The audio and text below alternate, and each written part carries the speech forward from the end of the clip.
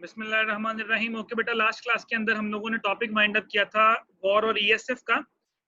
अभी हम स्टार्ट करेंगे the next chapter operational risk के नाम से। तो फर्स्ट ऑफ ऑल बेटा हम थोड़ा सा इसके बारे में डिस्कस करेंगे, ऑपरेशनल रिस्क होता क्या है, ऑपरेशनल रिस्क के लिए हम जो कैपिटल रखते हैं वो किस तरह से रखते हैं, उसके क्या मेथड्स होते हैं और क्या क्या रीजंस होती हैं कि जो हम ऑपरेशनल रिस्क फेस करते हैं। इट्स अ थ्योरेटिकल टॉपिक, इसमें जस्ट थोड़ा सा एक न्यूमेरिकल पोर्शन आएगा, बाकी ये सारे का सारा थ्योरेटिकल चैप्टर होगा। इसके बाद जो नेक्स्ट टॉपिक बेटा हमारा होगा वो होगा रे रॉक के नाम से। दैट इज वेरी इंपॉर्टेंट, वो थोड़ा सा न्यूमेरिकल होगा, बाकी ज्यादातर जो चैप्टर्स अब होंगे वो हम थ्योरी के ही पढ़ेंगे। तो फर्स्ट ऑफ ऑल बेटा tell me what is operational risk. मैंने लास्ट टाइम आप लोगों को बताया था market risk. Sir operational risk से टेक्नोलॉजी में, जी बोलें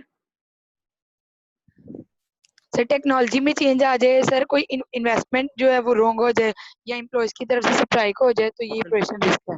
सिंपल बेटा, हर वो रिस्क जो कंपनी को रन करने के दरमियान आपको फेस करना पड़ेगा, ऑपरेशंस ऑफ द बिजनेस की वजह से जो आपको फेस करना पड़ेगा, that risk is called operational risk. उसमें टेक्नोलॉजिकल चेंजेस भी आ सकती हैं, उसमें एम्प्लॉयज की तरफ से स्ट्राइक भी हो सकती है, उसमें और भी अदर इश्यूज भी आ सकते हैं आपकी, जिस तरह रॉन्ग इन्वेस्टमेंट वाली इन्होंने बात की वो भी आ सकता है। इसके अलावा कोई खुदा ना खास्ता कोई आफत आ जाती है, आसमानी आफत आ जाती है, सारे के सारे बेटा वो रिस्क हैं जो आपको during the operation of the business face करना पड़ते हैं। जिसकी सिंपल एग्जांपल बेटा आजकल देख लें, कोरोना वायरस आया, अब बहुत सारे जो बिजनेसेस हैं उनको ये ऑपरेशनल रिस्क फेस करना पड़ा, बिजनेसेस आपके बंद हो गए, अब आपके जो बिजनेस है वो रन नहीं हो पा रहे, जो भी रीजन है एसओपीज को फॉलो करें, गवर्नमेंट ने लॉकडाउन कर दिया। अब ये सारे के सारे आपके रिस्क हैं। देखें, मार्केट रिस्क से निपटने के लिए हमने डिस्कस किया कि आपके पास वॉर इतना होना चाहिए, लाइक 2 मिलियन है तो हम कम से कम 2 मिलियन हमारे पास रिजर्व होना चाहिए।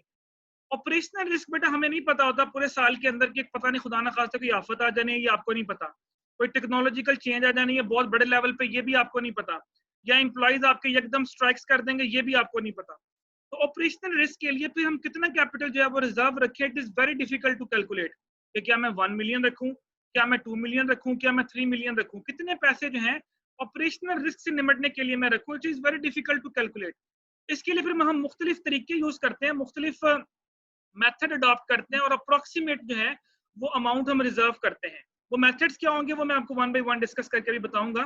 फॉर एग्जांपल मैं कहता हूं यार कि मुझे कितने पैसे रिजर्व रखने चाहिए पूरे साल के अंदर।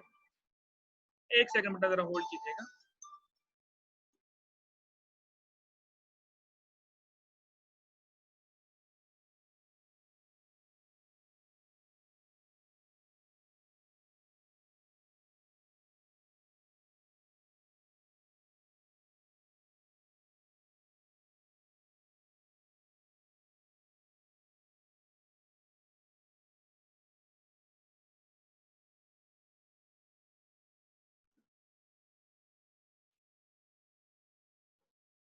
अब बेटा बहुत सी रीजंस हो सकती है ऑपरेशनल रिस्क की, जो मैंने भी तरह आपको बोला। तो इसके लिए फिर हम कैसे कितना फंड कैलकुलेट करें, कितना फंड अपने पास रखें कि हम ऑपरेशनल रिस्क से निपट सकें, इसके लिए फिर बेटा हम अप्रोक्सीमेट वैल्यूज कैलकुलेट करते हैं। कैसे कैलकुलेट करते हैं वो हम लोग वन बाय वन डिस्कस करेंगे। तो this is the definition of operational risk. ऐसा रिस्क बेटा जो कि आपको फेस करना पड़ता है due to failed internal processes. को इंटरनल प्रोसेस आपका फेल हो गया लोगों की वजह से, यानी लोगों ने स्ट्राइक कर दी या एम्प्लॉइज ने कुछ कर दिया, या सिस्टम फेलियर हो गया, आपकी मशीनें चलते चलते जो है वो जवाब दे गई या कोई मसला हो गया। तो ये सारे और from external events. External events मैंने आपको बता दी, जिस तरह खुदा ना खास्ता आजकल कोरोना वायरस आया हुआ है या कोई ऐसी आफत आ जाती है जिसके डेफिनेटली बेटा उससे तो हम कुछ नहीं कह सकते, तो उसकी वजह से आपके ऑपरेशन ऑफ द बिजनेस जो है इफेक्ट होना शुरू हो जाते हैं। तो जिस तरह मैंने आपको एग्जांपल दी कि कोरोना वायरस की, कि आजकल आप एक्सटर्नल इवेंट्स की वजह से जो है आपके बिजनेस जो है वो इफेक्ट हो रहे हैं। अच्छा, अब प्रॉब्लम बेटा ये आता है कि हमारे पास के इनके लिए हम लोगों ने कैलकुलेशंस कैसे करनी है, इसका रेगुलेटरी जो कैपिटल है वो हमने कैसे रखना है। 3 मेथड है बेटा।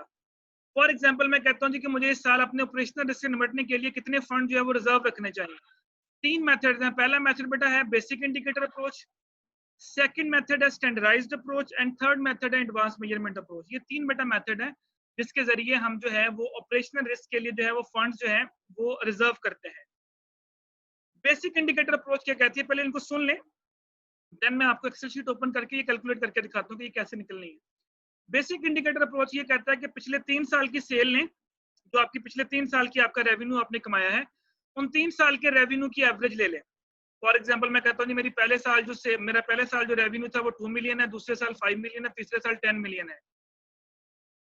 तीनों की एवरेज लें, 10 + 5 + 2 डिवाइड बाय 3, एवरेज ले ली, वो जो एवरेज आंसर निकला उसका 15% ले लें। वो जो 15% आंसर बनेगी, अमाउंट बनेगी, उतनी अमाउंट आपने रिजर्व कर लेनी है फॉर ऑपरेशनल रिस्क। बेटा देखें, जो पैसा आप रिजर्व करते हैं, मैंने आपको लास्ट टाइम भी बताया था कि फाइनेंस के अंदर जो पैसा रिजर्व होता है that will generate nothing for the company, जब तक आप उसको यूटिलाइज नहीं करते। लेकिन क्योंकि ये रिस्क है तो हमें एकदम कभी, अब जिस तरह अगर तो जिन लोगों ने ऑपरेशनल रिस्क के लिए पैसा रखा हुआ तो उन्होंने कुछ अरसे तक तो अपने ऑपरेशन चला लिए।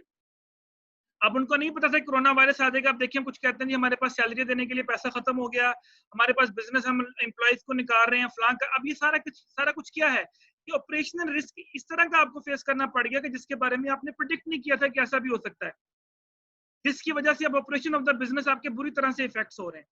तो बेसिक इंडिकेटर अप्रोच क्या कहती है? बेसिक इंडिकेटर अप्रोच ये कहती है कि पिछले 3 साल का रेवेन्यू लें, उस रेवेन्यू की एवरेज लें और उसका 15% ले लें। जो अमाउंट बनती है उतनी अमाउंट आपने रिजर्व कर लेनी है for operational risk. For example मैं आपको थोड़ा सा इसका एक एग्जांपल भी दिखाता हूँ।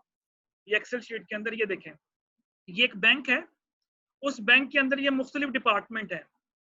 फॉर एग्जांपल कॉर्पोरेट इंश्योरेंस है, ट्रेडिंग एंड सेल्स है, रिटेल बैंकिंग है, कमर्शियल बैंकिंग है, पेमेंट एंड सेटलमेंट है, एजेंसी सर्विसेज है, ये मुख्तलिफ उसकी ब्रांचेज हैं, मतलब डिपार्टमेंट है एक बैंक के। उसकी पिछले 3 साल की उसकी सेल्स कह लें, उसका रेवेन्यू पिछले 3 साल का टोटल, क्योंकि हमें टोटल चाहिए। पहले साल उसका टोटल रेवेन्यू है 320 मिलियन, दूसरे साल उसका टोटल रेवेन्यू है 240 मिलियन, तीसरे साल उसका टोटल रेवेन्यू है 160 मिलियन। ये 3 साल की उसकी टोटल रेवेन्यू है ईयर। यानी फॉर एग्जांपल अगर आप कहते हैं जी 2020 के लिए मैंने ऑपरेशनल रिस्क रखना है, तो समझ लें कि ये 2017, 2018 और 2019 का डाटा है। तो 17, 18, 19 की बेस के ऊपर हम 2020 के लिए प्रोडिक्ट करेंगे। अब आपने करना क्या है? बेसिक इंडिकेटर अप्रोच ये कहती है कि इन तीनों की आपने एवरेज ले लेनी है। 320 जमा 240 जमा 160। तो देखिए बेटा एवरेज क्या निकली? 240। ये फार्मूला लगा हुआ आपके सामने ऊपर, आप इसको वैसे भी लगा सकते हैं, दिस इज द फार्मूला। इन तीनों को प्लस करो और डिवाइड बाय 3 करोगे तो आंसर निकला 240। अच्छा, अब आपने करना क्या है कि जो 240 निकला इसका आपने 15% लेना है। तो 240 का 15% लिया तो आंसर निकला 36 मिलियन। ये मिलियंस के अंदर डाटा है बेटा। इसका मतलब ये हुआ कि 2020 के लिए आपको 36 मिलियन जो है वो पैसा रिजर्व रखना चाहिए। किसके लिए? लाइट बेटा ऑफ हुई है, जरा जस्ट वेट कीजिएगा, अभी डिस्कनेक्ट होगा।